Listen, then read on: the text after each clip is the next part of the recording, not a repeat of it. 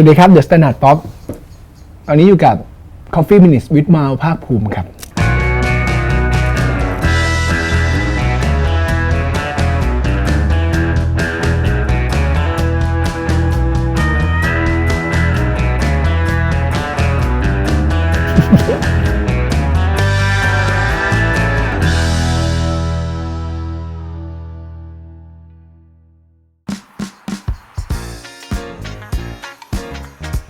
ไม่เป็นคนชอบดื่มกาแฟแบบไหนแล้วก็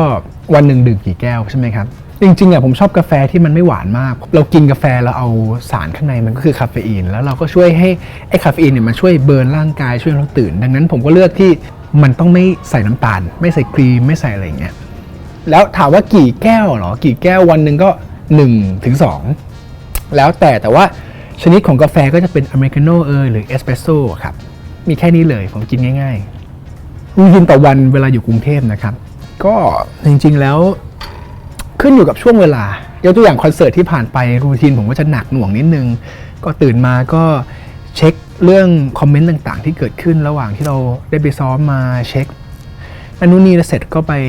ซ้อมเสร็จก็ไปซ้อมอย่างที่2ซ้อมอย่างที่2เสร็จก็ดูแหละกลับมาบ้านแล้วก็มาดูคอมเมนต์ต่างๆที่เราอัดเสียงไว้อย่างเงี้ยแต่ถ้าเป็นรูทีนโดยทั่วไปเลยถ้าไม่มีงานช่วงว่างๆเนาะผมก็เลือกที่จะตื่นมาแล้วก็อ่านข่าวก่อนฟังข่าวผมเป็นคนชอบฟังข่าวอาจจะไม่ค่อยเข้ากับหน้าเท่าไหร่มั้ง ชอบฟังข่าวที่เป็นข่าวแบบฮาร์ดนิวส์นะครับข่าวธุรกิจข่าวเศรษฐกิจข่าวการเมืองอะไรเงี้ยแล้วเราก็จะไปกินข้าวแล้วก็ไปยิมถ้าช่วงที่ฟิตมากๆเนี่ยผมจะตื่นราวๆประมาณ 6-7 โมงแล้วก็กินข้าวแล้วก็ไปยิมตั้งแต่เช้าเลยแล้วก็วันนั้นจะเป็นวันที่รีเฟรชมากและที่สำคัญก็จะต้องกินกาแฟทุกเช้าไม่ว่าจะไปยิมหรือไม่เนี่ยก็จะมีกาแฟโดยเฉพาะเวลาไปยิมต้องกินกาแฟเยอะเป็นพิเศษอะไรครับ2 ช็อตอะไรอย่างเงี้ยครับมันช่วยได้เยอะมากครับอยากให้นิยามชีวิตของผมตอนนี้ภายใน3 คำนะครับ3 คำสไตล์เราเรียกว่าปัจจุบันผมรู้สึกว่าคือมันไม่รู้3 พยางค์หรือ3 คำนะแต่ว่าในที่นี้คือเรารู้สึกว่าคำว่าปัจจุบันเนี่ยมันเป็นสิ่งที่นิยามตอนนี้ของเราได้ดีที่สุดผมกลับมาอินกับ mindset ที่ว่าตรงกลางความพอดีความเป็นปัจจุบันเพราะว่าผมคิดว่าการที่เราผ่านอะไรมาเยอะเจอคนเยอะเจอเรื่องที่ผิดหวังสมหวังเนี่ยสิ่งที่ทำให้เรายังมีความสุขอยู่แล้วก็สามารถแชร์ความสุขได้มันคือการอยู่กับปัจจุบันถ้าไม่เราเองที่เป็นคนทุกข์ก็คนข้างๆเราที่จะทุกข์ถ้าเราไปยึดติดกับอดีตหรือมองแต่ข้างหน้าเยอะเกินไปครับปัจจุบันทันเหตุการณ์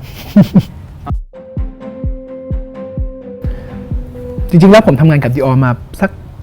เริ่มก่อนเซ็นเนี่ยประมาณน่าจะปี8 เดือนแล้วแต่ว่าพอมาเซ็นกับเขาให้เกียรติกันและกันเนี่ยก็ประมาณปีเศษแล้วมันมีความตื่นเต้นตลอดเกิดขึ้นทุกช่วงเวลาที่ทำงานกับ Dior เนาะมันเจออะไรใหม่ๆเจอโชว์ใหม่ๆเจอทีมงานที่ก็มีเข้ามาใหม่เปลี่ยนไปคอลเลกชันใหม่ๆอะไรเงี้ยแต่สิ่งที่ยังทำให้เรา excited มากกว่านั้นจริงๆมันเป็นเรื่องของ experience ที่เราได้มาที่โชว์ได้มาเจออะไรใหม่ๆทุกครั้งที่มาเนี่ยมันจะเจอบางอย่างที่เป็น happening ใหม่ๆยกตัวอย่างรอบนี้ผมก็คาดหวังกับตัวคอลเลกชันว่ามันจะ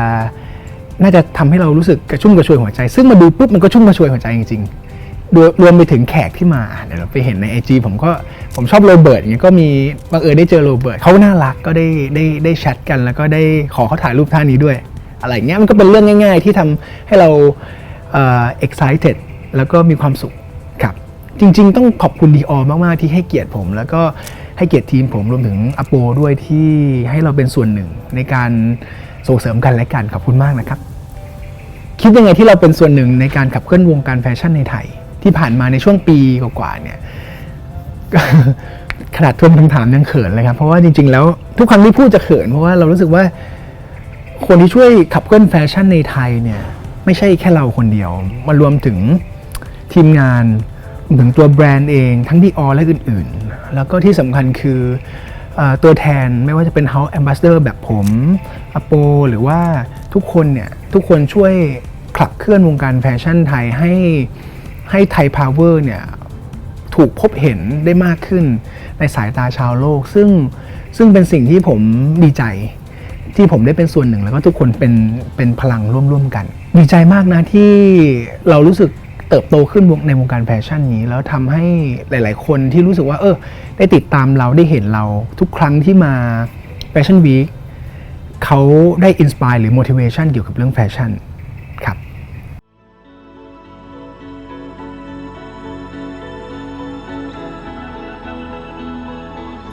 ตอนนี้ผมหาบาลานซ์ให้ชีวิตยังไงใช่ไหมโหเรื่องนี้เป็นคำถามที่เหมือนจะง่ายแต่จริงๆเป็นอะไรที่ยากมากเพราะว่าการที่เราจะหาบาลานซ์อะไรสักอย่างให้เจอหรือคำว่าพอดีเนี่ยมันคือการจูนทั้งตัวเราเองที่เรามองอินไซต์ของเราออกไปข้างนอกแล้วก็รวมไปถึงการที่เรารับเอาไซต์เข้ามาอินแล้วหาตรงกลางให้เจอ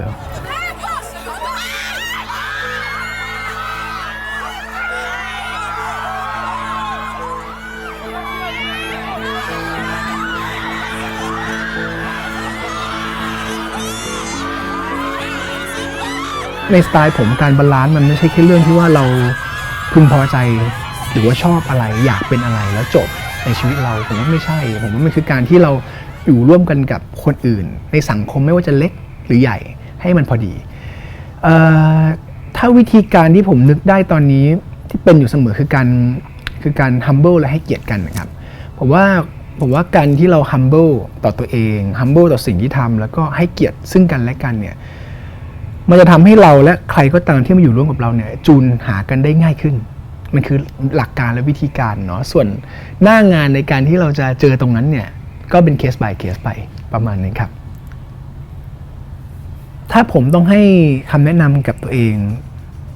ได้สมมติว่าย้อนเวลากลับไปได้แล้วให้คำแนะนำกับตัวเองที่เป็นไม้ภาคภูมิในเวอร์ชั่น29 ขวบตอนนั้นเนี่ยเอาตรงๆผมคงบอกเขาว่าให้อยู่กับปัจจุบันให้เยอะกว่านั้นคือไม่ใช่ว่าที่ผ่านมาไม่ดีนะครับแต่หมายถึงว่าถ้าเขาคนนั้นเนี่ยอยู่กับปัจจุบันณเวลานั้นถึงตอนเนี้ยเขาอาจจะเจออะไรบางอย่างที่มันเป็นตรงกลางระหว่างตัวเรากับสิ่งที่เกิดขึ้นระหว่างทางได้ดีกว่านี้ผมเข้าใจว่าผลงานก็คงเป็นไม่ได้ต่างจากเดิมแต่ว่าสิ่งที่มันต่างจากเดิมคงเป็นเรื่องของคนที่ผ่านเข้ามาและผ่านออกไปเนี่ยเขาน่าจะยังอยู่มากกว่านี้คงเป็นเรื่องนั้นมากกว่าครับไม่ได้ว่าเสียอะไรไปจนแบบเราทุกข์ใจนะแต่ความหมายผมคือขนาดเราเป็นคน humble และให้เกียรติคนแล้วเนี่ยแต่การที่เรา follow up บางอย่างไปจนลืมว่าเฮ้ยจริงๆแล้วเรามีซ้ายขวาหน้าหลังอยู่เนี่ยบางทีมันอาจจะต้องสูญเสียหลายๆคนหรือหลายๆอย่างหลายๆ activity โดยที่เราก็มารู้อีกทีเฮ้ยมันไม่น่าเลยอะไรเงี้ยครับประมาณนั้นครับ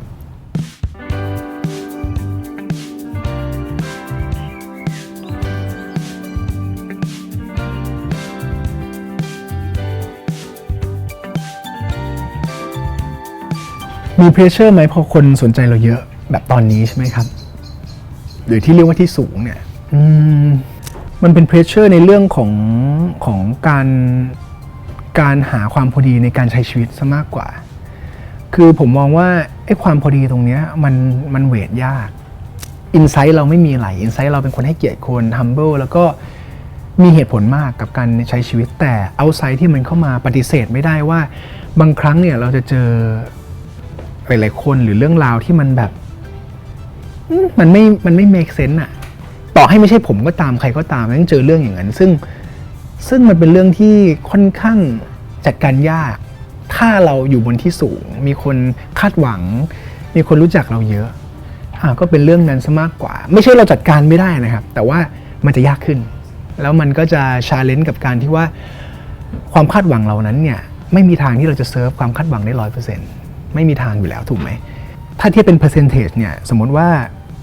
มีคนคาดหวังกับเราคนทั่วไปไม่ได้ทำงานในที่คนรู้จักเยอะอาจจะมีครอบครัวมีอากงอาม่าอะไรอย่างเงี้ยคาดหวังกับเราเนี่ยสัก 10-20 คนแต่วันหนึ่งที่เรามีแฟนๆมีทีมงานมีเพื่อนมีอากงอาม่าอะไรเงี้ยอยู่ด้วยเนี่ยความคาดหวังมันเพิ่มเป็นหมื่นเป็นแสนแน่นอนล่ะคนที่ผิดหวังก็ต้องมีเป็นหมื่นเป็นพันอย่างเงี้ยครับก็ต้องจัดการกับความรู้สึกตัวเองแล้วก็จัดการกับความรู้สึกคนเหล่านั้นระหว่างทางความพอดีให้เจอนี่คือสิ่งที่ challenge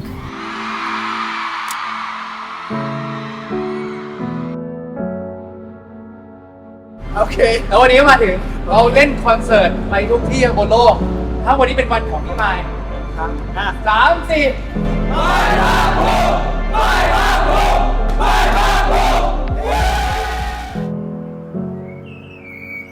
เป้าหมายต่อไปในชีวิตของเรานะครับ ผมขอพูดแค่ระยะสั้นกับกลางดีกว่า จะได้เห็นเป็นรูปธรรมชัดๆเนาะระยะสั้นแน่ๆเราก็คาดหวังเราจะทำผลงานทุกวันนี้ให้เต็มที่ให้ดีที่สุด ส่วนระยะยาวเป็นเรื่องของอนาคตอันไกลอันนี้เดี๋ยวไว้โอกาสหน้าเดี๋ยวคุยกัน ประมาณนี้ครับ ดีมากเลย ขอบคุณครับ